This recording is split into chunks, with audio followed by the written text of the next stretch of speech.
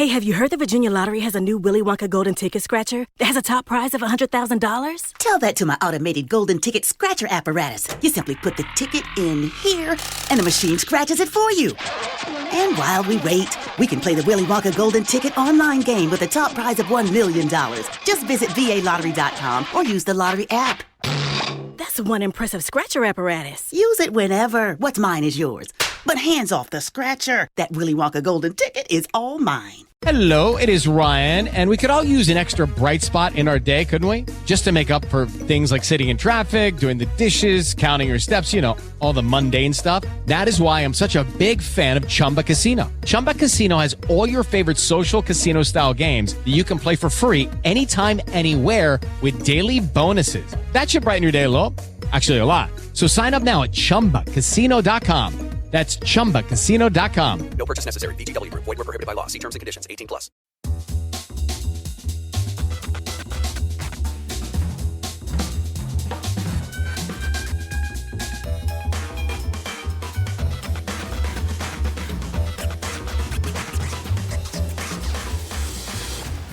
Welcome to Back to the Frame Rate, part of the Western Media Podcast Network. Back to the Frame Rate, where we watch and discuss films on VOD and streaming platforms for your entertainment. I am your host, Nathan Schur, and with me are Sam Cole, Brianna Butterworth.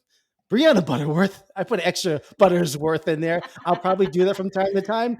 And back with us, guesting tonight, is Mark Krawczyk. Thank you for joining us again. Oh, it's my pleasure. Thank you for having me back. I didn't have to sneak through the back door this time, so I feel good. Mark, remember when we reviewed 65? Remember the good old days when we reviewed 65, the greatest film of the year?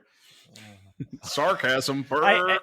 I see that ad on VOD, and it brings back flashbacks to that film, and not good ones. So I had an option to watch it on an airplane, and I just scrolled past it. I was like, no. Well, I will say that it is an excellent day for a podcast because, Sam, what are we watching? What are we discussing today? Well, today we are discussing what is considered one of the scariest and most effective horror films of all time, 1973's The Exorcist, directed by William Friedkin. And it was the screenplay was written by William Peter Blatty, and it was actually based on the 1971 novel of the same name. This film came out at the end of 1973, was a big commercial success, had scenes that shocked audiences back then, and it actually, I did not know this, was the first horror film, I believe, to be nominated for Best Picture. Yep. This is arguably William Friedkin's best film, and it remains effective to this day. And I'll be honest, I have not seen every single William Friedkin film, so I think I'll restate that by saying this is probably his most famous, most known work. Even though that movie with Tommy Lee Jones and Benicio del Toro is right up there with it. Just kidding. The Hunted. But I actually don't hate that movie like others do. But yes, The Exorcist, we are kicking off the Halloween season with one of the greats, what is considered one of the best horror films there is.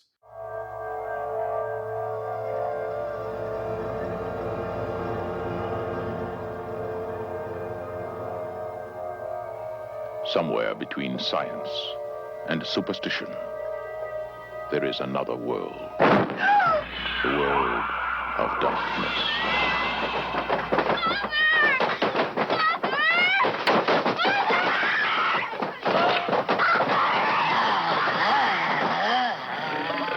Nobody expected it. All right, let's see what Nobody believed it. And nothing could stop it. There are no experts. You probably know as much about possession as most priests. Look, your daughter doesn't say she's a demon. She says she's the devil himself. All right. So someone's got to open up the discussion here with their thoughts on this. And Mark, just so you know, we're not holding back on spoilers here. It's an open discussion, but I would like somebody to open up with their initial thoughts on this. Who would like to begin? Don't all jump at once. Sam, I'm going to throw you in there. Sam, please go for it. What are Gotcha. your So the movie is very, very fresh in my memory. I just had the pleasure of watching it last night, and I will say, as an overview nutshell, in a nutshell review, what I love about this movie is the opening scene in northern Iraq gives it this broad canvas feeling of, oh my God, we're going to uncover something dark and this is going to be an adventure. I think in terms of the effectiveness and the horror, I find it pretty scary. I must say, for me, as a person in 2023, looking back at a sort of a 1973 film, some scenes to me are not shocking in the way they would have been to audiences back then. And I actually find some scenes early on kind of overwrought, where the girl starts screaming. And I think, it's just kind of like it suddenly goes from 0 to 100 and it just achieves this high pitch. And I feel that in some moments it loses some suspense. However, I must say, the exorcism itself, the last 15 minutes of this film, I think are like cinematic perfection. And I actually, and not even joking, when I see filmmaking that I think is so good, I'm so moved by the quality of the filmmaking, I actually tear up a little bit. And I was tearing up in this scene, which you might think is a strange reaction because, obviously you're supposed to be horrified and gripped, but I was tearing up because I find it such a compelling battle between good and evil. And the movie takes it so seriously, and that the climax just hammers it home. And I think that the movie just ends spectacularly. I would also like to point out, I actually watched the original 1973 theatrical version last night. There's a 2000 extended version, which I saw in the theater. I remember that as well. I was being a slight cheapskate because I watched it on Vudu. I don't own it. And I could rent the theatrical version, whereas the extended cut I had to buy. So that was just me cheaping out a little bit. I'm glad you brought that up, because as we all talk about this, I'd like everyone that mentioned like which version they watched, or Mark, you probably are familiar with both of them. I've got this one. I watched this one literally just before the show here, and then which one is that? Original. Oh, you watched the director's the version you've never seen. It's 10 minutes longer. That's the one that I watched this week as well. Interestingly, go ahead, Sam.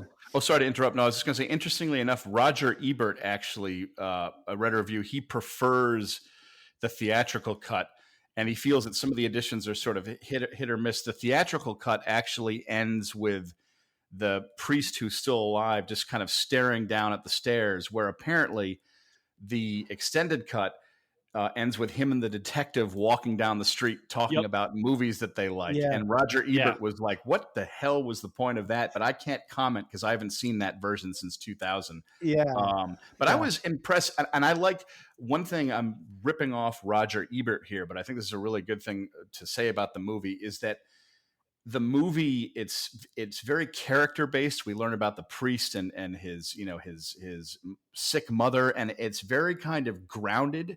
And so the horror seeps in very slowly at first, and it's not sensational. And I actually think that helps make the picture scarier, because you just have people living their lives. And I also find it interesting that the mother is an actress in movies. There's a kind of interesting commentary about a movie within a movie.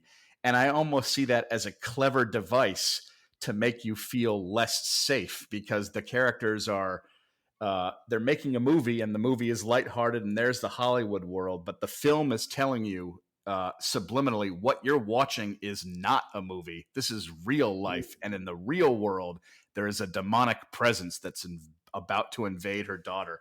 So I thought it was clever, because her career could have been anything. She could have been working at an office, but I thought it was an interesting choice that she was an actress in a movie. I thought that was must have been conscious on William Friedkin's part, unless that was in the novel, but which I haven't read. But I liked that choice. Yeah. I haven't read the novel either, so I don't know. I'm assuming that she was an actress in the novel? I cannot say. I don't know if anyone here has read it, but I think it plays in. It would be an important part of who the mom is. Chris is in this movie because she's somebody that she's. I wouldn't say she's pampered, but she's got her staff. She's an important person. She's got people that want her autograph. I mean, and now the tables are completely turned on her in the situation where she is desperate, and I think it makes her fall that much more important. I mean, I don't know if that's the right way of putting it, but if she was just a regular person, I think I don't know but I think it's significant that she's an actress, somebody of some stature, I guess, or celebrity. I don't know. I thought it was interesting because I actually warmed up to her character, but when she's first introduced and she's complaining that there's rats, and then her assistant's like, "There's no rats in there," she comes across in that first scene that I'd forgotten as kind of like a little kind of like a jerk, and I was like, "Oh, I thought we're supposed to introduce this character and empathize with her," and then you start empathizing with her immediately through her and the daughter. I just thought it was an interesting way to first show her is kind of tired, surrounded by staff in the kitchen. I was like, oh, this is a unique way to bring this character to life here. Yeah. All right. How about B? Would you like to give us some thoughts on The Exorcist? Yeah, this movie rips, still rips, so good. I thought, so I've seen The Exorcist a bunch of times. I haven't revisited it in years until today. I watched it this afternoon. And it's so much more insidious than I remember. Like, I think I remember it as being the like shock and gore horror movie, and it being really about Linda Blair and her character. And this time around, I watched it and I was like, oh my God, this is really the portrait of a woman in a spiral. And Ellen Burstyn is killing this role. I thought it really followed in like this great American tradition of like Cassavetes and, Baby Jane, and just these like these women who are just suffering and can't get institutional help. Like they just can't get institutional help. And yeah, it was pretty interesting, that family dynamic. I thought it added a whole new level of horror. Definitely. Yeah. I really liked Jason Miller's performance a lot. I noticed and correct me if I'm wrong, he's the priest who Father takes on the possession at the end and then he dies. I really liked his performance because you can feel like he feels like he has the weight of the world on his shoulders throughout the movie. And I just love the way when he first starts interacting with the daughter, because he's, trying to figure out if she's possessed. When they're, when he starts looking at her, you realize he's trying to be professional and get through the exorcism, but he's got this look on his face like, I can't believe what's happening right now. For some reason, his performance really stood out to me on this viewing. I thought, Sam, you didn't like him because he looked like a boxer? That's not. Oh no, I liked his performance a lot. I thought he was amazing. Yeah, I was impressed with the scene where he goes to the hospital and his mother is dying. I just liked. I thought he did a great job at kind of being like burdened by the whole situation. I was impressed with the performance. Yeah. Plus, he's got a face like a bruised penny. Watch it all day. Great. It would have been very different if he was played by Sylvester Stallone. He'd be like, "Look, there's a ghost here. It's not a ghost; it's a demon. Ghost, demon. I don't care. Get out of my house." The power of Christ compels you. No, that was Sly Stallone.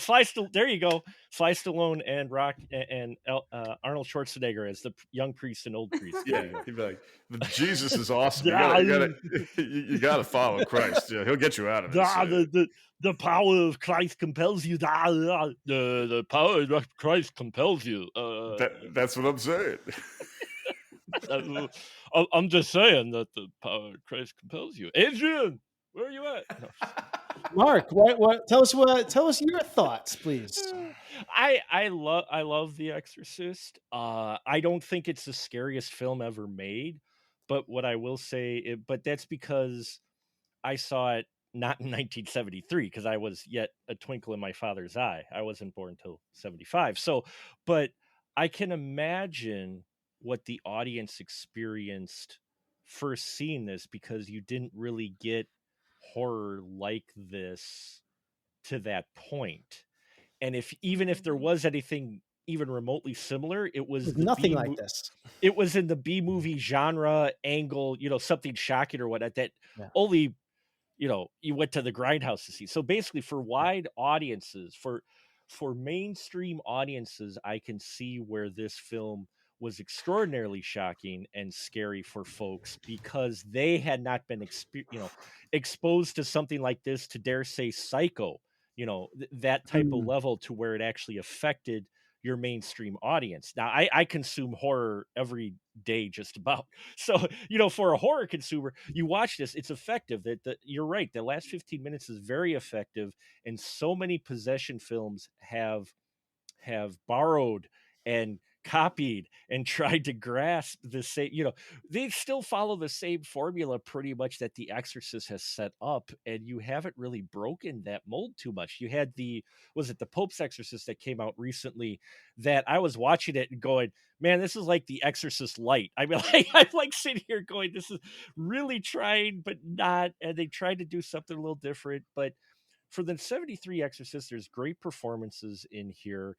It is bringing this type of more extreme horror to the mainstream audiences. But what hits me more now, looking at it, revisiting it now, is not the horror with the Regan stuff. I mean, that stuff, Regan. I'm a parent, so I could relate, the whole metaphor or whatever you want to call it, with a parent feeling helpless when your kid is sick, especially mentally. Yeah. What got me more was the subversive commentary on big pharma in this, and the commentary about how doctors treat specifically female patients in this. They didn't come out and say hysterical, but let me tell you, it was implied that they were just saying, oh, she just has hysterics. Reagan has hysterics. We could do it with this. It's her nerves. Just take the pills. It's her nerves. This movie is a commentary on what it was like to be a woman. It is. It is definitely making a statement about how the medical profession treats women, even still till today. And I've seen it firsthand, how they approach it today versus what's actually might be the cause of the issues, and how they treat it. And especially being a kid of the 80s, when they mentioned prescribing Ritalin immediately for the hyperactivity, who wasn't on Ritalin in the 80s? I wasn't, but I knew my cousin. I knew someone who was. If you weren't, somebody who was. And, right. Yeah. Hyperactive, and that's how they treated it. Was, oh well, let's just here's some Ritalin. Oh, here's some Prozac. Here's some, it's like, that's not what's going on, and so for me, watching it this time from that perspective, I thought the horror was even more in how the medical community was trying to just pass this off because it's something they couldn't figure out. So their final draw was just to commit her. I think that's more scary than anything that goes on, in all honesty, at the end of this film, even though that is disturbing, because all the doctors were like, they wanted to get this done because they couldn't figure it out. So let's just commit her rather than actually figuring out what's going on, And I think for me, and you have a lot of, go ahead. Go ahead. I was just you have a lot of practical effects that are like amazing in here, but medical practical effects too, right? It's not just like her scarring and the puke and the dummy with the head turning. It's the like big MRI machine. Oh, that like this medical horror. The cerebral angiography scene was by far the most horrific thing in this movie for me. So by far. And what I was reading is that's the stuff that actually people were fainting at in the audience back in the 70s. Not the makeup of Reagan and the head spinning and all that stuff.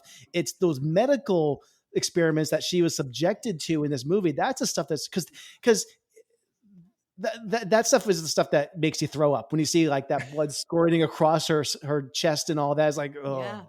It's funny, for some reason, what terrifies me the most in the films, in this film, in terms of feeling like pure terror, is there are two moments. There's one where she does the first head turn, but it's not all the way around. She just goes, and the way it just, I go, like this, and then there's another moment towards the end where it's during the exorcism, and they're literally like, you know, power of Christ, and they're working on her, and they're trying to get the demon out.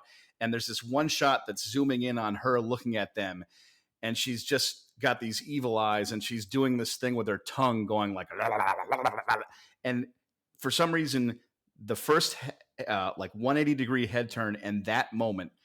Judy was boring. Hello. Then Judy discovered ChumbaCasino.com. It's my little escape. Now Judy's the life of the party. Oh, baby, mama's bringing home the bacon. Whoa, take it easy, Judy. The Chumba life is for everybody. So go to ChumbaCasino.com and play over 100 casino-style games. Join today and play for free for your chance to redeem some serious prizes.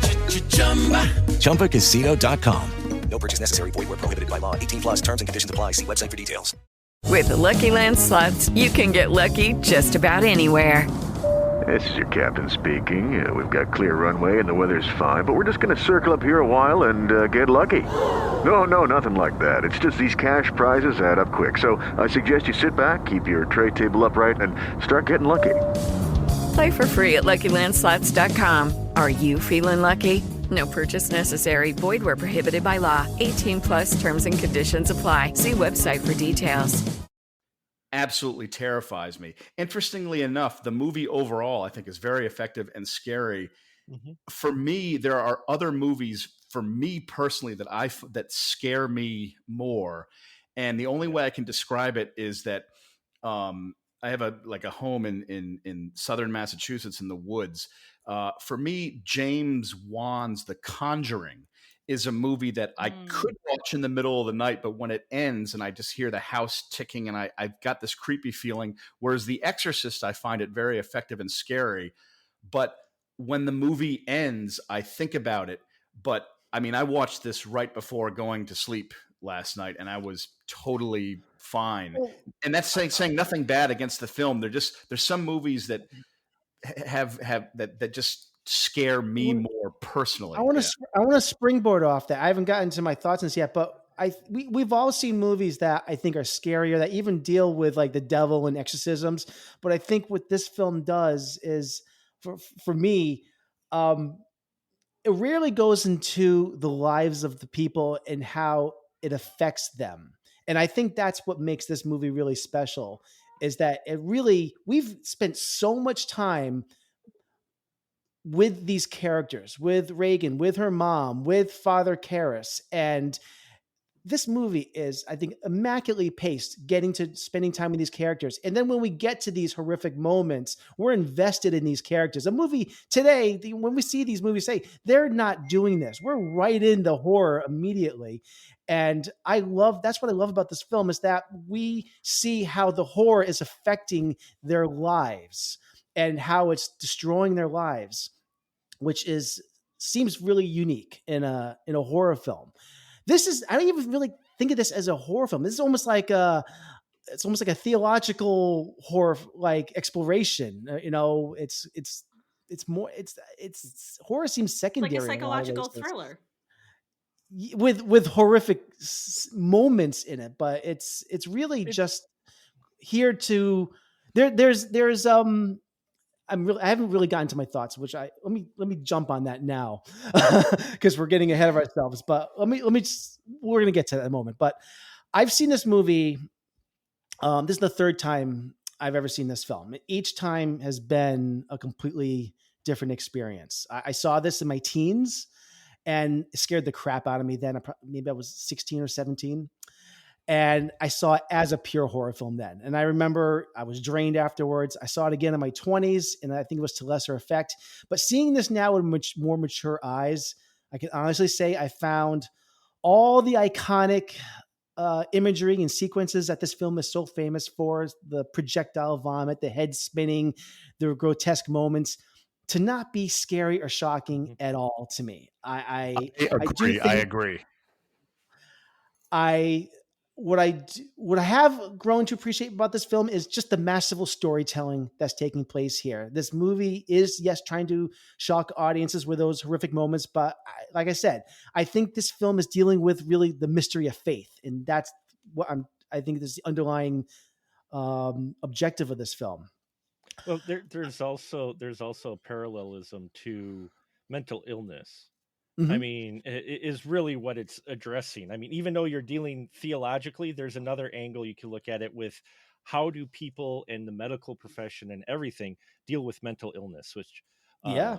it strikes very much home with me for personal reasons with some family members. So having that firsthand experience watching it again, it definitely, a lot of the possession films, yes, they're about faith too and what you believe in, and demonic possessions, what's true evil, human nature, all of that can be addressed. But there's also, in a lot of these possession films, especially here, I think, that's just addressing mental illness, especially in a child, and how that takes a toll on everybody around them, especially the parent who feels helpless because it's not something that you can just fix with a band-aid or something, and not getting explanations of what's wrong, which has happened especially with kids who have Mhm. problems. We've got better medical stuff now, but in 73 they didn't know what ADHD was. They didn't know what autism was barely, not even like what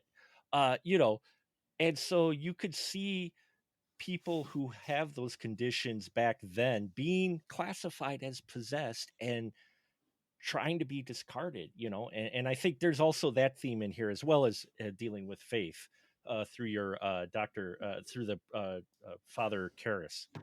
Hmm. No, I agree. I think that's a great point. Um, I don't know what else, but basically, I think that the scenes showing Reagan's descent um, are unbelievably disturbing. I think these scenes where we see Ellen Bernstein, she shines in these moments where we see her, where she's the mom clearly doing anything, trying to do anything for her daughter to get to the root of what's going on. I think all these scenes intercut with Father Karras, who's the priest losing his faith, tormented with guilt because he's unable to properly take care of his mom, is wonderful. Lots of mom themes here. So my point being, I think That's this. horror in general. Yeah. I've got mommy issues. Like, I just love that this film takes its time, allows room to create the atmosphere, and the atmosphere is doing the heavy lifting. It's not the horrific scenes for this movie; it's the atmosphere. Because no, but to be clear, the horrific scenes rule. They are still yeah, horrific. they do. But like I was saying, it wasn't the same effectiveness They for me weren't the watching it. driver. I was actually nervous about watching this last week by myself at night, which I knew I was going to have to. I'd never seen this movie by myself before. It affected me that way in the past, but this last week was like, I took it well. I took it well. This is not so bad, but I was able to enjoy it on a level that I never had before, and really appreciate the storytelling going on here.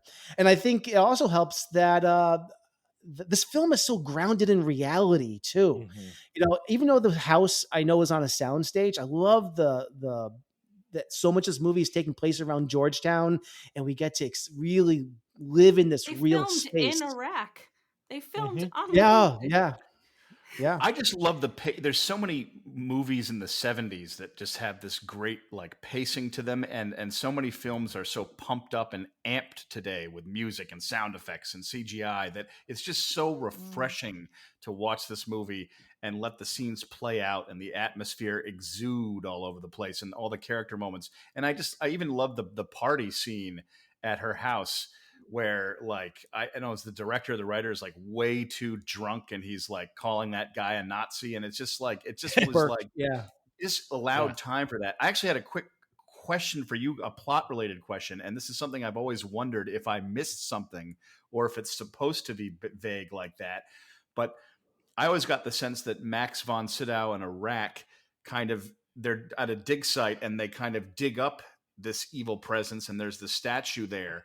But I'm wondering how this demon somehow goes to Washington and possesses this specific girl. And I know that's like kind of secondary, but I always thought it was kind of just kept vague on purpose, and it's up to you to just kind of imagine. But I'm wondering if there's actually something specific as to why it was her that got affected that I missed, because I didn't notice anything there. Yeah. I think that's the point, is that it is arbitrary. Yeah, Yeah, that's what it They're seemed actually like. they're actually in the director's cut. And if Mm-hmm. you haven't seen the director's cut, there is, I think, a scene that is pivotal that I wish was in the theatrical cut. There's a conversation that takes place between Max von Sydow and who's the actor that plays Father Cairns, where he asked why this girl. Yep. And I remember this. I actually quoted this here. And Marin answers what I think is the entire point of the movie. It's not about the girl. I'm quoting this here. The point is to make us despair, to see ourselves as animal and ugly, to reject the possibility that God could love us. Interesting. And I think and the reason why I think that was taken, the studio wanted William Friedkin to take that scene out. And ultimately, Friedkin, he agreed to take it out. He regrets it now, which is why he puts it back in the director's cut. But the point is that he took it out because the whole movie is basically saying that. And but I think it distills it down what the whole movie is about. That it is, he chose this girl because why not? It's an innocent girl that he could do this to. There is no point. It's not like there's this little talisman or something that just somehow made its way to Georgetown. There's no connective tissue. It is arbitrary, and it's intentionally arbitrary. And it could happen to anybody, anywhere, anytime, and that makes it even scarier in a lot of ways. I like that because it lets your imagination like fill in the blank. Oh, and sorry, and that's what I thought too. I just wasn't sure that I had personally missed something, so I'm glad that you confirmed that. Anyway, B, sorry, continue. My bad. No, I think that's great. I think it's interesting that Marin is the one that keeps finding the devil. Like, he was the person in Iraq. He was called into Africa, and it took him years. He's gotten called into Georgetown. And I think the movie is responding to the, like, post-counterculture, Leave It to Beaver. Like, maybe our socioeconomic safety nets don't exist. And I think that's a really interesting parallel to today. And if we're talking about, like, the crisis of faith, the person who's like that consistent and relies on their faith is also tested consistently throughout the film. And that's his safety net. That is brilliant. There's a line in the movie that I just, when the priest says to Max von Sydow towards the end, he's like, well, I've worked it out. I think there are 3 different personalities in her. And Max von Sydow's response is chilling. He's like, there's only one. And I heard that and I was like, that was good. Yeah. No, I mean, if you look at his character, his father Marin, because he before he was in Iraq, he was the one that was doing he did the one Exorcist in Africa before he went to Iraq. Yep. Which makes, which while they don't say it, it's his driving force for being in Iraq, because he's in there and he finds the one talisman and he sees the demon image, which will come into play later in the other films. But a little bit of teaser, but foreshadowing. It's almost as if he was searching for the origin of it, to find it, and having the fact that it just picks this random girl makes you realize, well, there isn't necessarily one specific source for it. While he does find one, or he fights another evil, there's more than one, evil floating about. It could be anybody. And I think that's where they're trying to build up some of that fear, and that evil can reside in anyone at any time. And we see different faiths deconstructed. Like, we see the Catholic faith put to the test, but we also see faith in your economic status and society and, like, the system put to the test. And we see faith in the medical system put to the test. Even the police, even the law enforcement. She doesn't like what the cop is implying a number of times, especially after the director's death. He's like, oh, what a scene.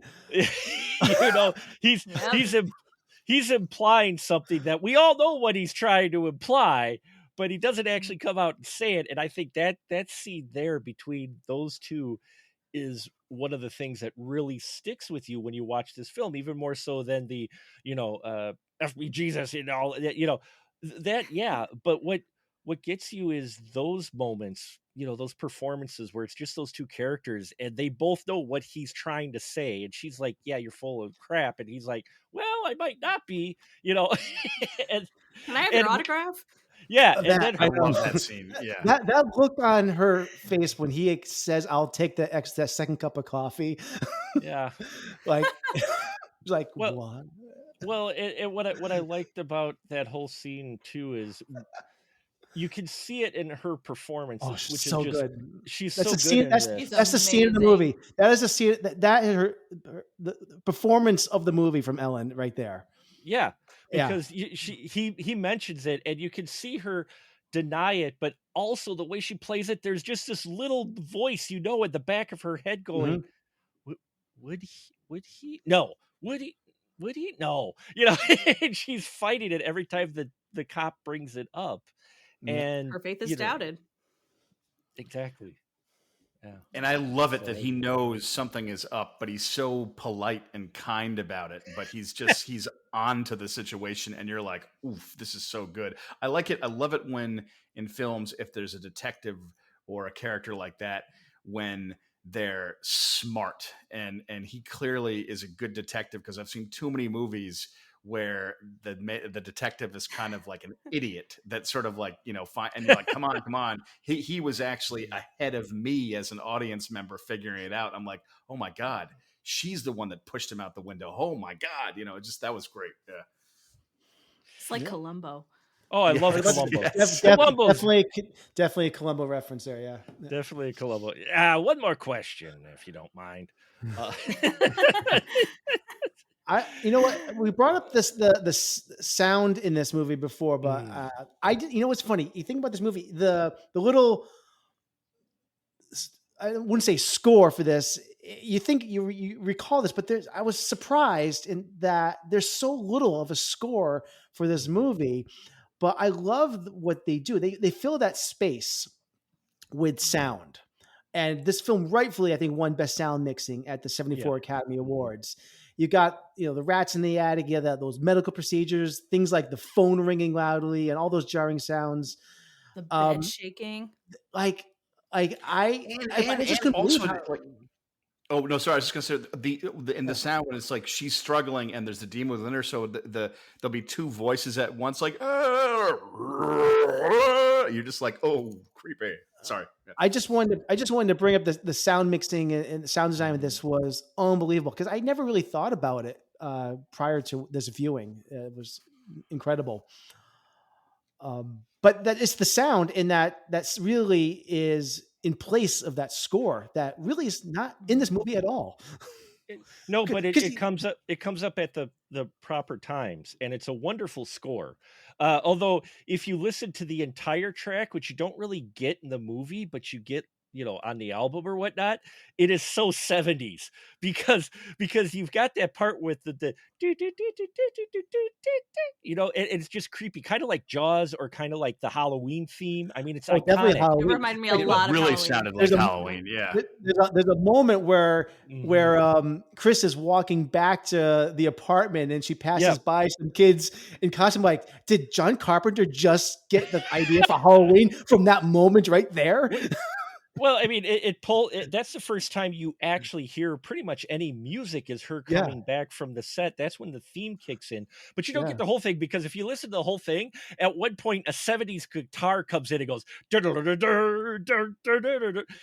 it like throws the whole thing off. Yeah. So I'm glad they don't have that in here. But the music is kind of used somewhat like Jaws, and this is why I always love telling people, go back before the year 2000 or 1980 and watch some classic horror films, because you will see tools used by big name directors who have refined those tools, but they were influenced either subconsciously or consciously by these early horror films. I mean, if you watch any Hitchcock, look at how many famous directors borrow from Hitchcock, from this film, even the horror, when they realized what you could do with little. because this film, if you look at the budget, yeah, a lot of it goes on effects, but that's about it. A lot of it is in the sound design. A lot of it is in the performances. You're on location, which sure, that eats their budget a bit. But as far as for actual horror elements like gore, there really isn't a lot. There's a lot of other disgusting things going on, but gore, it's not actually a gory film. It's a No. it's a disgusting, slimy film. Yes, And a disturbing. sleazy film, disturbing. But as far as like Yeah, I'd actual say this movie is horror- wet. yeah, Yeah, it's Oh, a lot of Wetometer. bodily Wet. fluids and Yeah. it's a wet film. I like that. I would even say that like modern horror films, better modern horror films today are, some of them are good because they're going back to that less is more style Yes. of you see a lot of movies that they go for the, that have a low budget and they go for the less is more, and less is more is always incredibly effective, especially in horror. I mean, a film like The Blair Witch has nothing to do with this movie, but I found it scary because I was just imagining in my mind, what I would be seeing. And so I just love that style. And this movie is so refreshing. When I watch this film, it just like gives me faith in. Hello, it is Ryan, and I was on a flight the other day playing one of my favorite social spin slot games on ChumbaCasino.com. I looked over at the person sitting next to me, and you know what they were doing? They were also playing Chumba Casino. Coincidence? I think not. Everybody's loving having fun with it. Chumba Casino is home to hundreds of casino-style games that you can play for free anytime, anywhere, even at 30,000 feet. So sign up now at ChumbaCasino.com to claim your free welcome bonus. That's ChumbaCasino.com and live the Chumba life. No purchase necessary. VGW Group. Void were prohibited by law. See terms and conditions. 18+. With the Lucky Land Slots, you can get lucky just about anywhere. This is your captain speaking. We've got clear runway and the weather's fine, but we're just going to circle up here a while and get lucky. No, nothing like that. It's just these cash prizes add up quick. So I suggest you sit back, keep your tray table upright, and start getting lucky. Play for free at LuckyLandSlots.com. Are you feeling lucky? No purchase necessary. Void where prohibited by law. 18+ terms and conditions apply. See website for details. Filmmaking done well. It's like, you don't have to have a mega budget for everything. And these days, there'll be like a $400 million movie with like poor CGI and like a big like fish flying around, and you're like, where did the money go? I'm looking here? at you, Like, lamb. No, I agree. The scariest stuff is the stuff you can't see, right? Mhm. The scariest stuff is what's hiding.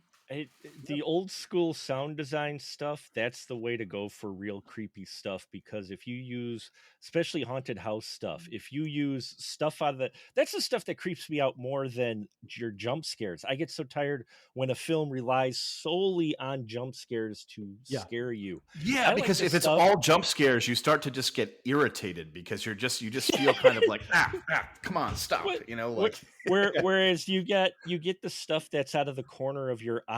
You get the sounds, but you don't see where the sound is coming from. Like you get that wonderful scene when they come in the door, when they actually have the priest, and you can hear Reagan upstairs and the howling and everything just kind of in the background a little bit at first while they're talking before they enter, and then it gets really loud.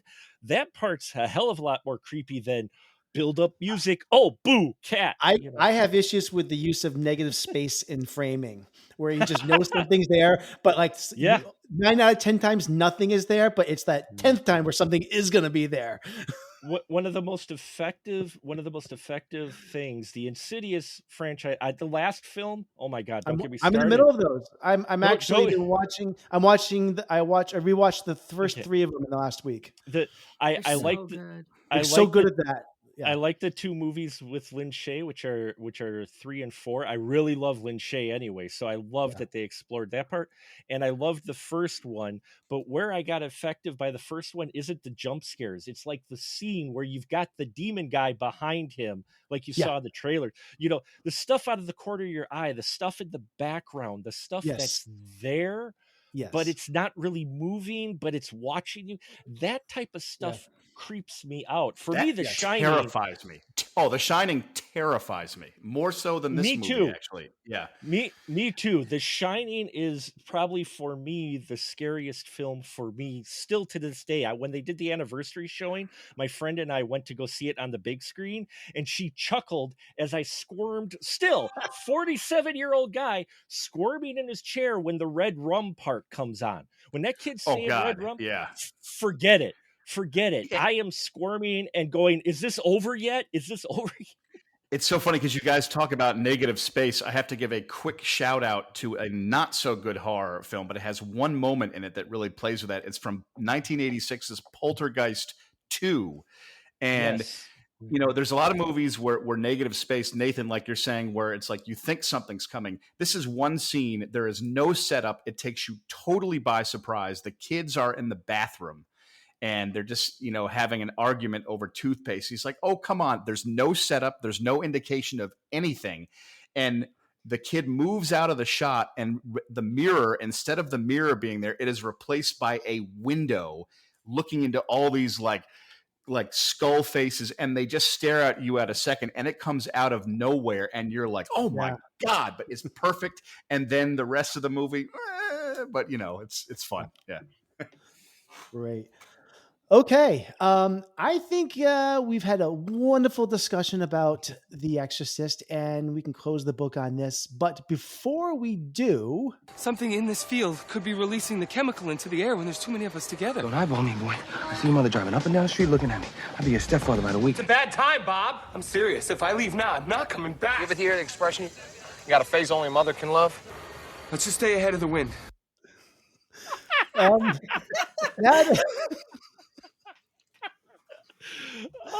So we have a new segment on our show, Mark, if you're not familiar. It's called Wahlberg on Wahlberg, where we have to recast somebody from The Exorcist with Mark Wahlberg, and why? And is it to the movie's detriment or to its benefit? Okay, you know, I gotta say, you go first. Go B. I want to hear what B has. I would recast Marin as Mark Wahlberg. I would do that. And it would absolutely be to the movie's benefit. I think it's insulting that you'd even suggest it could be to the movie's detriment. Would he have the You're pep? welcome. Would you give him the white hair still? Would he still have like dyed white hair? Would he be aged up? No, I want Mark Wahlberg exactly as he is. Here in Iraq, finding talismans, then in Washington, D.C. and Georgetown, just absolutely railing against his God, trying to save Linda Blair. It would be funny if Mark Wahlberg was just a random worker in northern is Iraq, Catholic and religious, you know. Or he just happens Everybody to be in Boston's Catholic. That's not impressive. But imagine if Mark Wahlberg was just like, if he was a random like digger in northern Iraq, and he's the one that digs up the talisman, and it's a close up of his face, and he's like, "What the fuck is this?" And that's it. That's his cameo.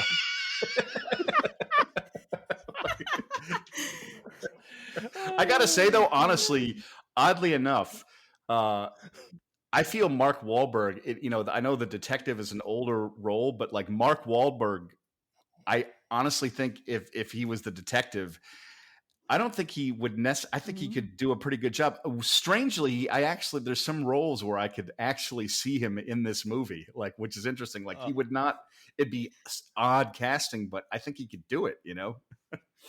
You took Sam, my hot take. This actor can act. Oh, you took my Sam. you took my Sam. I was gonna say the detective, but he'd have to do his Boston accent too. He'd have to like just be the cop from Boston who he said Georgetown. He'd be just that. We could move this to BC, you know. Yeah, exactly. He'd just have that thick accent. No explanation why. He'd just have that accent as a cop. Right, exactly. Thick Boston accent. Yeah. So I guess that if you say the detective, I mean, the other easy pick. No, I won't go with that. I'll just say cast him as the director. Yeah. as the drunk director. I want to see him calling. He'd be good I want to as see the him drunk scene. Yeah. see him accuse the butler as a Nazi. Just He's like, I know you were playing golf with Goebbels. I know that. Don't you walk away from me. It's like I think he did a good job. Yeah. All right, I will. I'm recasting the actor Barton Heyman who plays Dr. Klein. Oh, okay. Yeah, nothing against Barton Heyman here. I think he's doing adequate work. Everyone else in this movie is killing it, though. And I found the character of Dr. Klein to be someone I just wanted to punch. Yeah. Maybe it's because when I was growing up, I was constantly misdiagnosed at a similar age as Reagan. And he reminded me of an amalgamation of doctors that me and my mom dealt with. And I would like to think that Mark would undergo extensive preparation for his role, such as studying medical procedures, terminology, observing real doctors at work to accurately capture the role's nuances. His physical fitness, I think, would add a unique dimension to the character. I would just like to see it. Yeah. I can see that. Sure. That's the thing. Mark Wahlberg can actually fit into this movie. That's what I'm realizing. Yeah. It's like there's roles that he would do well. I think. Yeah. I'm now kind of dying to hear him say the power of Christ compels you. The power of Christ compels you. The power of Christ compels you. Come on, get the F out. God.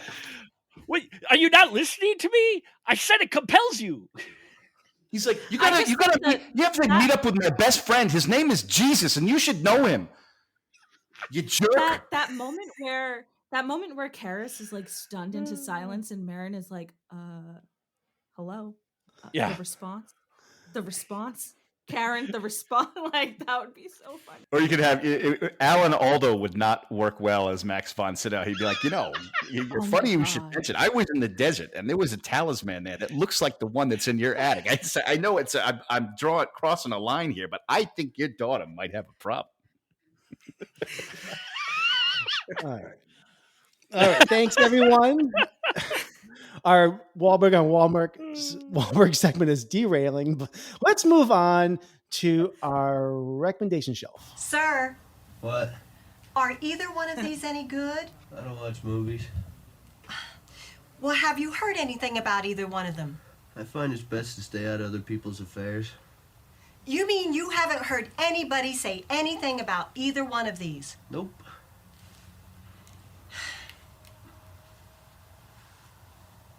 Well, what about these two? Oh, they suck. All right. Our recommendation shelf segment this week is, it's a little different. We're doing our 1973 movie Slumber Party. And what we're doing is basically we are all going to bring a title from a movie released in 1973. It could be from any genre. And we are just going to decide what order we would watch this in, because we're all going to come over to my house in our pajamas and get a big bucket of popcorn and decide what order we're going to watch this in, and from 8:00 at night till sunrise. Sound like a good time? Sounds rockin' radical. Yeah. Because what are we going to do? Like recommend 4 weeks worth of possession films, right? All right. I can't wait for this. This should be a lot of fun. So, Sam, I like to throw you in under the bus first. So, a 1973 movie that I like a lot, and there are honestly a lot of good movies to choose from 1973, and this is a lesser, not as well known one, but White Lightning, starring Burt Reynolds. I highly, highly enjoy this movie. It's directed by Joseph Sargent, written by William W. Norton. It stars Burt Reynolds, Jennifer Billingsley, Ned Beatty, Bo Hopkins, R.G. Armstrong, and Diane Ladd. And it actually marks Laura Dern's film debut, which I thought was really interesting. This is just a total action adventure comedy. Ned Beatty is a corrupt cop that drowns Burt Reynolds' brother, and he gets out of jail. And what's hilarious is Burt Reynolds is released from jail because he's supposed to work with the FBI and spy on the corrupt sheriff of the town and do all this subtle, helpful work for them and the government. He does none of that. He just gets in a bunch of car chases, pisses off the sheriff, eventually kills him in the most hilarious death in all of cinema. And it's just a highly entertaining movie. And I must say, as a Burt Reynolds fan, I'm really oversimplifying this, but there are two different segments to Burt Reynolds' career. There's pre-Smokey and the Bandit and post-Smokey and the Bandit. After Smokey and the Bandit, he becomes mustache Burt Reynolds and becomes lighter-hearted and sillier.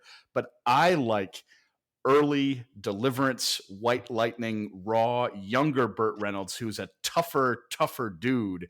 And he is in full form in this film. And I actually just learned this today. I could not believe this. Steven Spielberg was actually supposed to direct this film and started on pre-production, apparently backed out of it, and he chose to do the Sugarland Express instead. And I was fascinated by that because I had no idea that he was even involved with it. So White Lightning, it's a lot of fun. Ned Beatty and Burt Reynolds, who just the previous year in 1972 were in Deliverance, are reunited in this film playing different characters. This movie just appeals to my hillbilly side, just fast cars and just mayhem and obnoxious violence. And there is a hilarious line in the movie that has not aged well at all, where Burt Reynolds is essentially a moonshiner and these hippies are walking past him and he's like, stupid hippies with their marijuana and stuff like that. He's like, the only thing we do is drink beer. And I was like, that's a dated line, but this movie is not for everyone. I just saw it and I love it. And I love the soundtrack, and no surprise, Quentin Tarantino loves it as well. I'm sure it's not a stretch for you to understand why, but White Lightning, 1973, check it out. Watch that one. Do not watch the sequel, Gator, directed by Burt Reynolds as he plays Gator McCluskey. The sequel, just no, the first one's gritty. The sequel is inept, in my opinion. Watch White Lightning, Burt Reynolds as Gator McCluskey. Yeah. All right. Wow, Gator. I haven't heard that name in a long time. Yeah, it's been a while. I actually have always wanted to see this. I haven't seen either of the Gator films. I'll call they it. are fun. They are fun. Yeah. Okay. Mark, what's your pick? Oh, Mark. Oh, I was gonna say B could go. If it's B's is what she sent me, I'd rather hear hers because mine is. I have two different ones. It all depends on when your parents go to bed. So since this is a slumber party, it's going to depend on when your parents go to bed because we're all adults. So okay. Oh, okay. If we're all adults, then speak for yourself. Sorry. well, there's two different ones, but I want to hear B's pick first. Okay, B, you go ahead. Sure. So my pick is Lady Snowblood, which is just a rip-roaring good time tale of vengeance. It is, as the name implies, a very bloody film. The general gist of the movie is that a woman was captured, tortured, abused, and has coerced the prison guards into conceiving a child with the sole purpose of killing everyone in sight as payback for her torture. It's super fun. And if you are a person who maybe hasn't been exposed to a lot of foreign films and you are a big American cinema nerd and you really like people like Quentin Tarantino, then maybe you should watch a movie like this.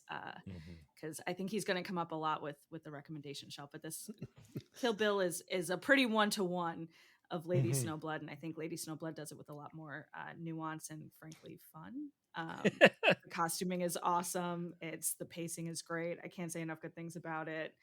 Go watch it. I think it's on Max and Criterion. Wasn't Lucy Liu's character influenced by that film? Yeah. I think. Well, the whole movie was. Well, the whole movie, her costuming. Right? Yeah. Her costuming, and also yeah. Well, we'll get it. Well, more Tarantino to come. It's my least favorite sentence I've ever said. Just. Sorry. Right.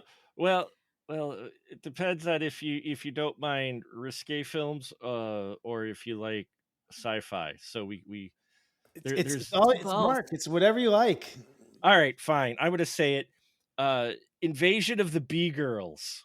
There you go. 1973. Script written by Nicholas Meyer, but when he went to visit his parents, the producers grabbed the script and rewrote it, so much so that Meyer wanted his name off of the film, but he was convinced by his manager he needed credits.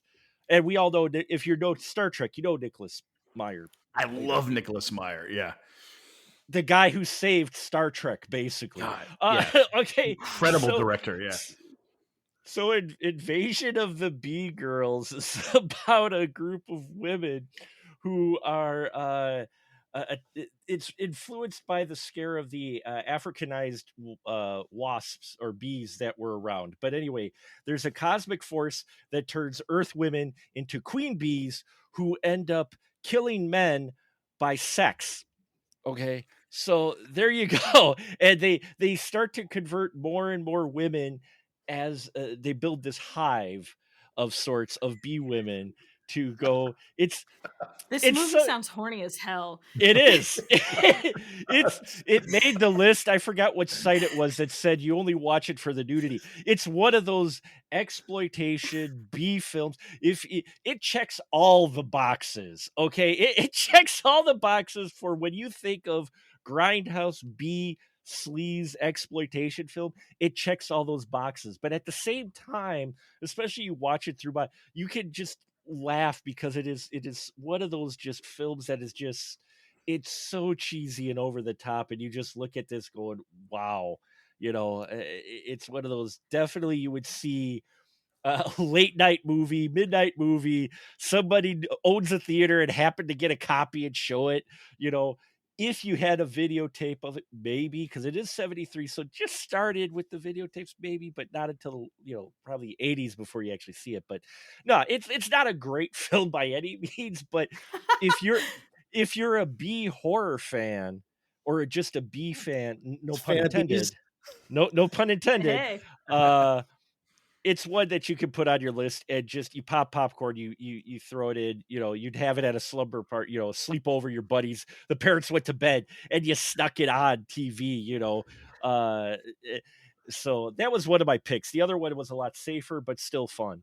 So, but yeah, it definitely sounds bizarre. It is. It is.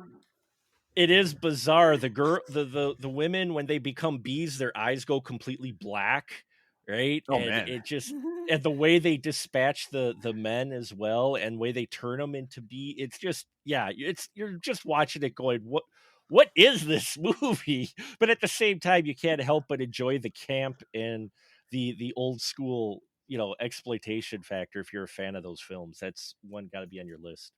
Nice. So. Amazing, Mike. I love what you bring to the show. Now that I've brought the quality and the class of the show completely down to zero, there you go. No, it's great. Yeah, I might be submitting the most mainstream movie of the bunch here. Actually, my pick is Enter the Dragon.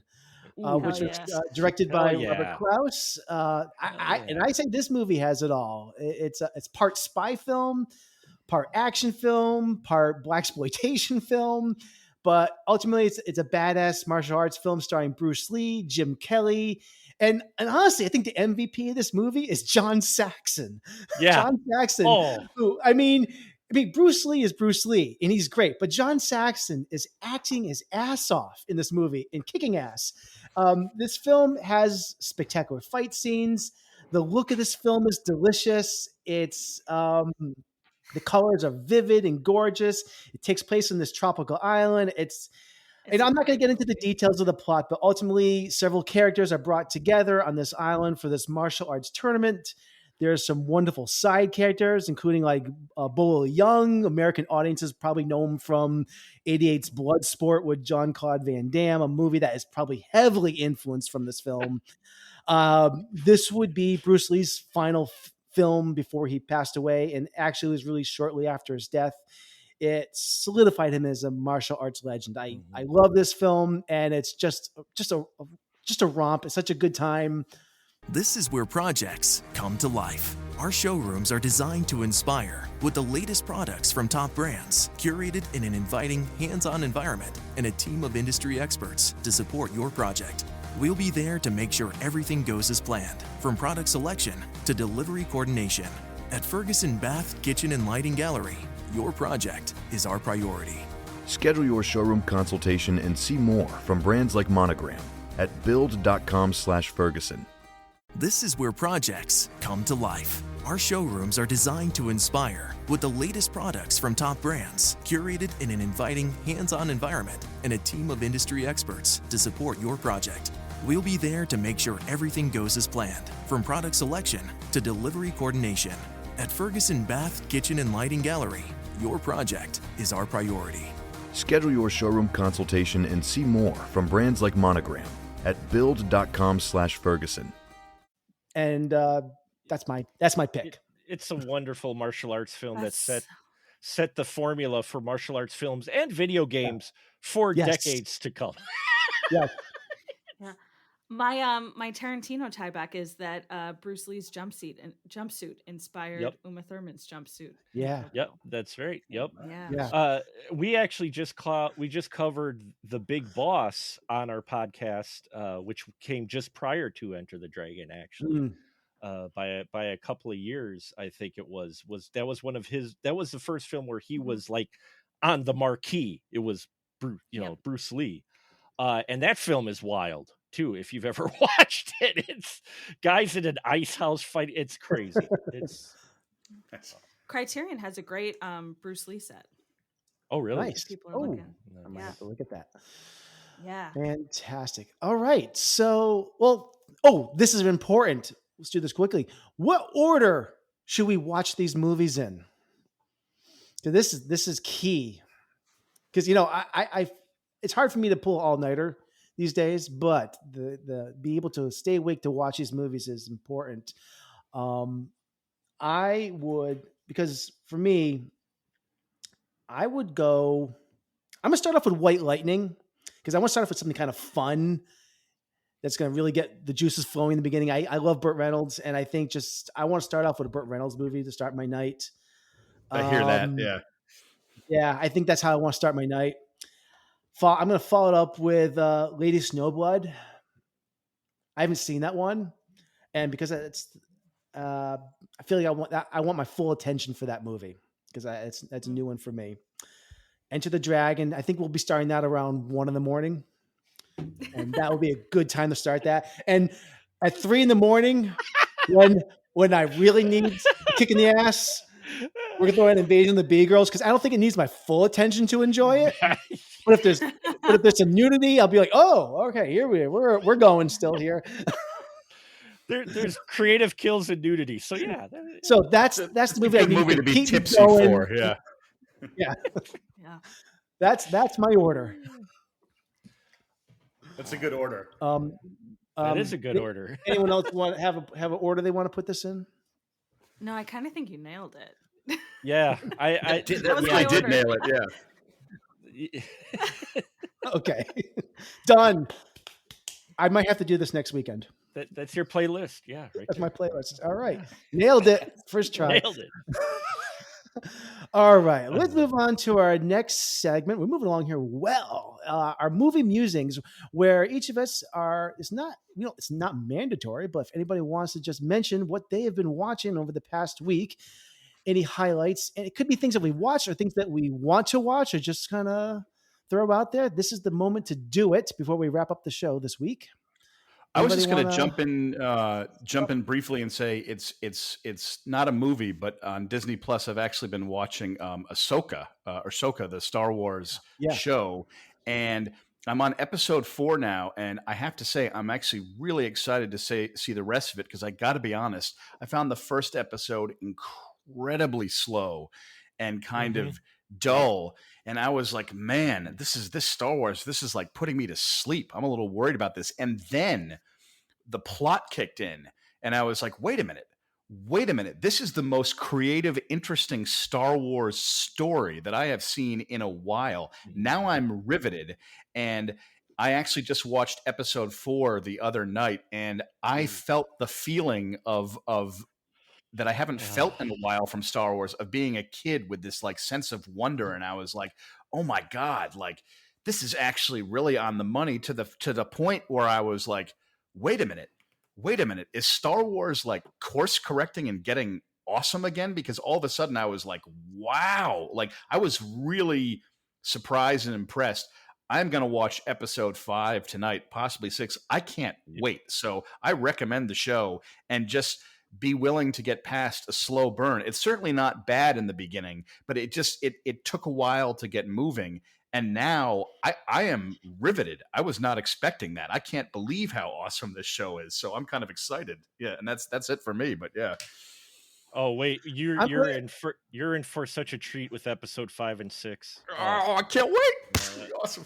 I'm glad to hear that, because I need a tip on something here. I have twice tried to get through Mandalorian season 3, and I have not been able to do it. Somebody You're tell not me alone. that. You're not alone. Mandalorian's, you can walk away. Mandalorian away? season 3, you can walk away. It's not awful, but I was not a fan of Mandalorian season 3. Season 2 blew me away. 3 is just it hurts. Yeah. And it's okay. It's not terrible, but I feel your pain with that. Yeah. I've been doing all these shows in order, but like I haven't started Ahsoka because like I gotta finish Mando. So, but it's a grind. It's not. Well, I hear you. It's not awful. It's just not. It's just like autopilot or something. I was disappointed. Yeah. If you haven't seen it yet, before you watch Ahsoka, even though there's 4 seasons of it, I liked Clone Wars. I loved Rebels. The 4 seasons of Rebels, never gonna happen.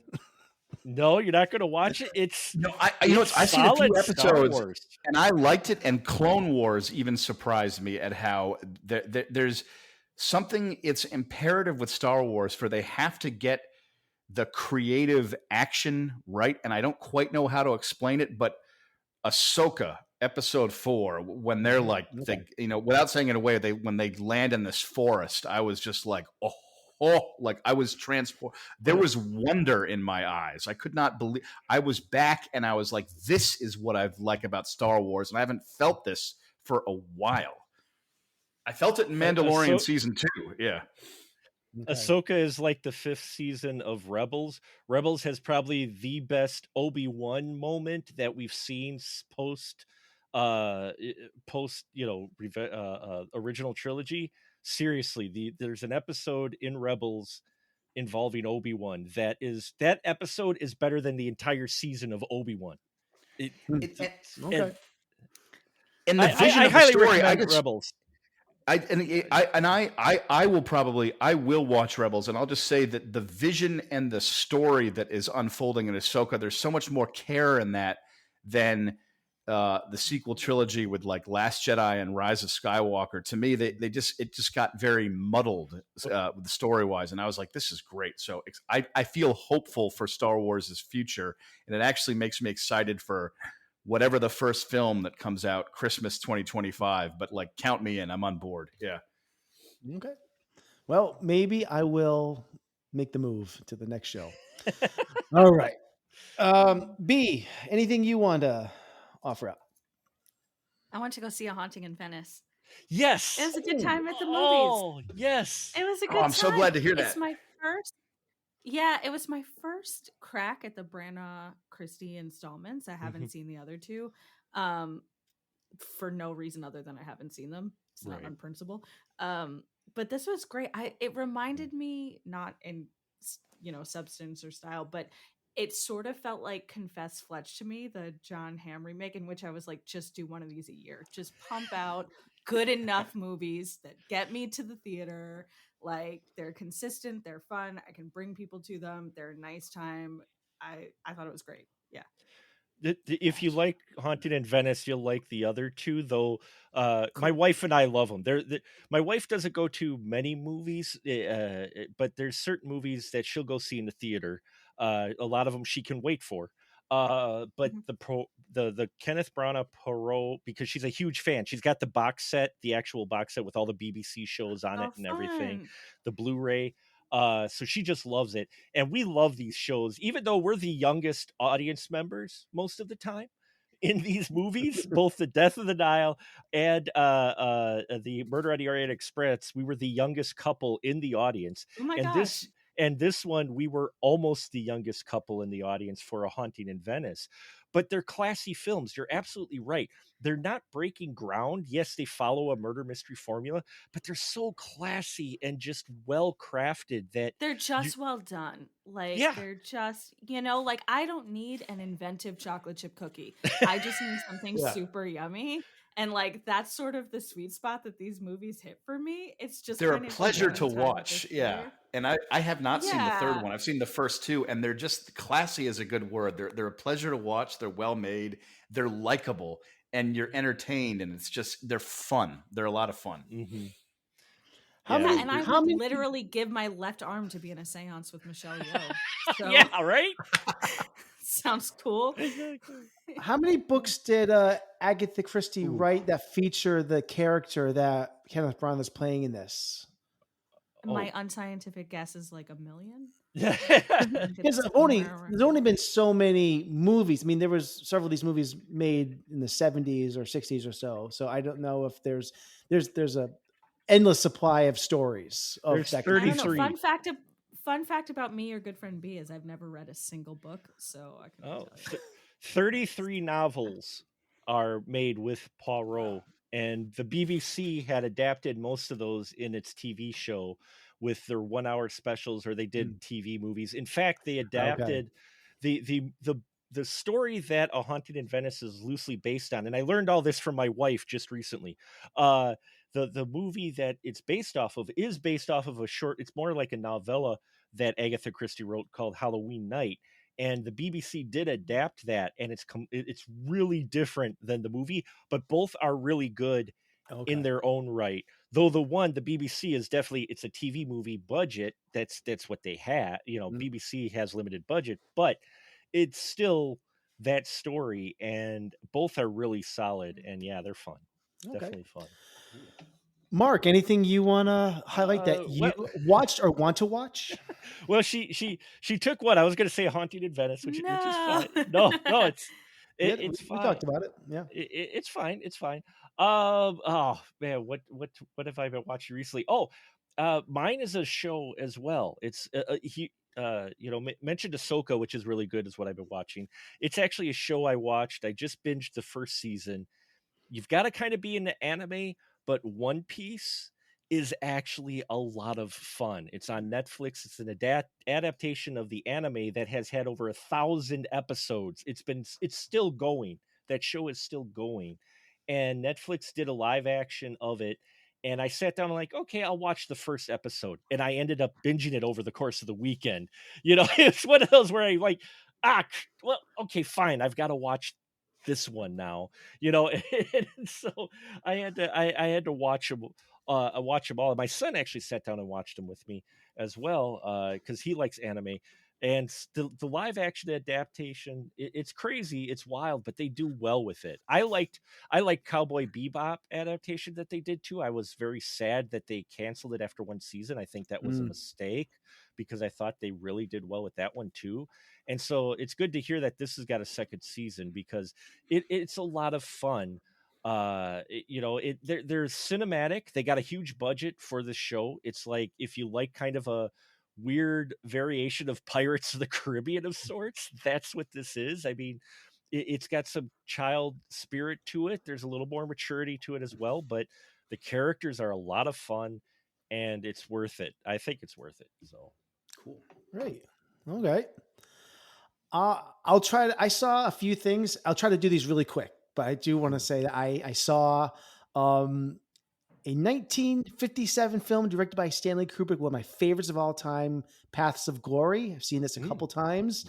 This is a very powerful anti-war film that takes place during World War I, starring Kirk Douglas. He's a French colonel who is ordered to lead his men to charge on a German position. The attack goes horribly wrong, and the film deals with the fallout of the events. Some of the men didn't leave the trenches or retreated, and they're being tried for cowardice. It's a scathing look at the hypocrisy and absurdity of war. It's one of Kirk Douglas's best performances, and it's a very underrated film from Kubrick. It's available right now on Prime. I think it's on Criterion, Tubi, Canopy. It's all over the place. No excuses not to catch up with this classic. It's one of my all-time favorites. I also was in the mood to watch some wheat blowing in the wind, so I put on 1978's Days of Heaven from Terrence Malick. Oh, I haven't seen this in ages. It's not a film you really watch; you just kind of absorb it. It just kind of washes over you. It stars Richard Gere, Brooke Adams, and Sam Shepard. It's another film that's actually kind of set around World War I, but here we're focused on a group of people that are working for a wealthy farmer who's played by Sam Shepard. There's this weird love triangle that develops that involves the three leads that I really didn't find that compelling in it. But what I did find wonderful is just how Days of Heaven is just captured by the cinematographer, Nestor Almendros. I think this is how you say his name. The imagery is just evocative. It's ethereal. It's creating this sensory experience that is unlike most films. I think the same can be said for 1973's Badlands, a film I like quite a bit more. But it was nice seeing this. I got to see this on. I haven't seen this on Blu-ray. I had an old DVD of this for a while, but I took this out of the library and I got to see it with the special edition version of this, which was really cool. So that's on.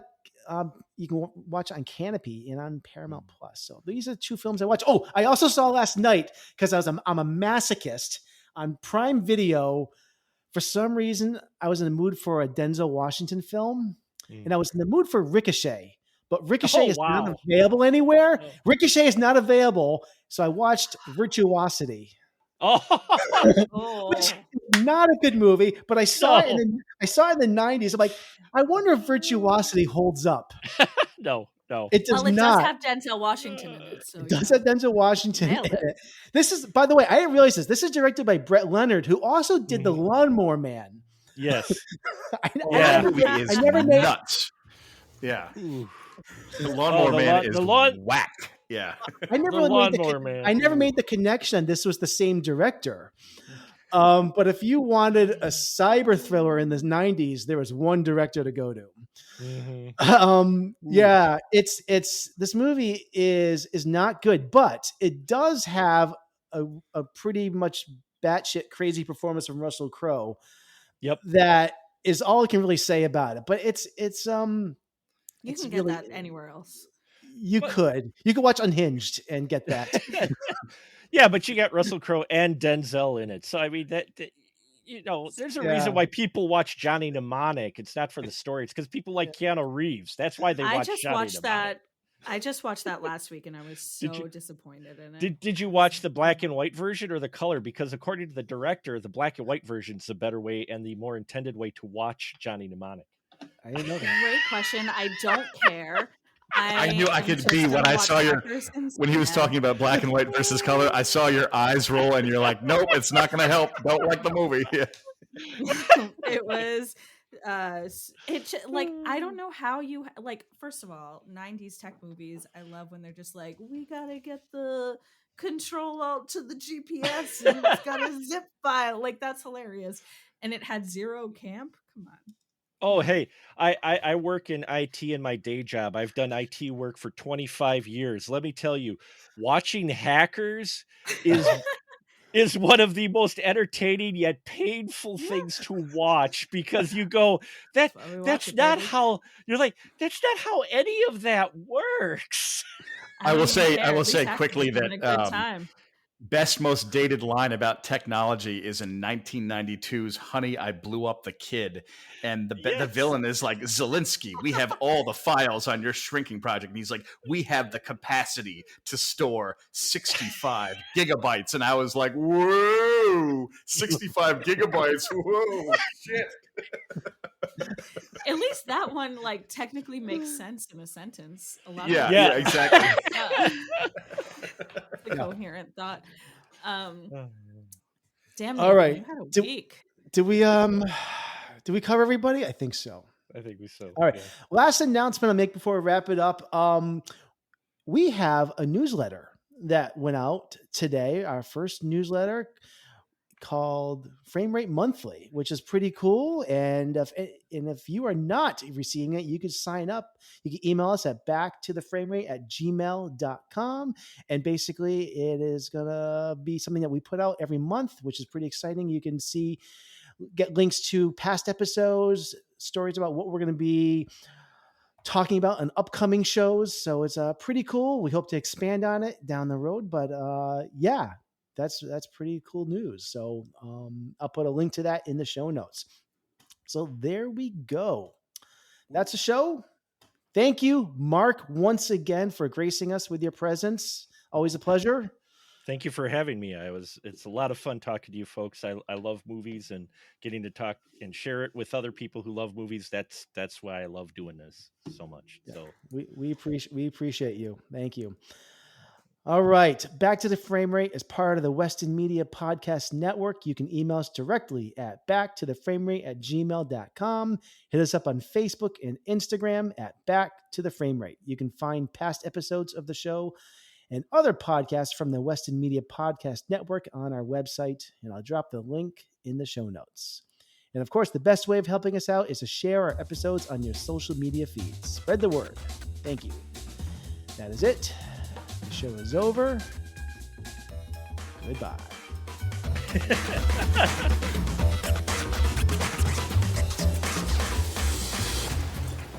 I want you to know it's over. Well, bye. This is where projects come to life. Our showrooms are designed to inspire with the latest products from top brands, curated in an inviting, hands-on environment, and a team of industry experts to support your project. We'll be there to make sure everything goes as planned, from product selection to delivery coordination. At Ferguson Bath, Kitchen, and Lighting Gallery, your project is our priority. Schedule your showroom consultation and see more from brands like Monogram at build.com/Ferguson. This is where projects come to life. Our showrooms are designed to inspire with the latest products from top brands, curated in an inviting, hands-on environment, and a team of industry experts to support your project. We'll be there to make sure everything goes as planned, from product selection to delivery coordination. At Ferguson Bath, Kitchen, and Lighting Gallery, your project is our priority. Schedule your showroom consultation and see more from brands like Monogram at build.com/Ferguson.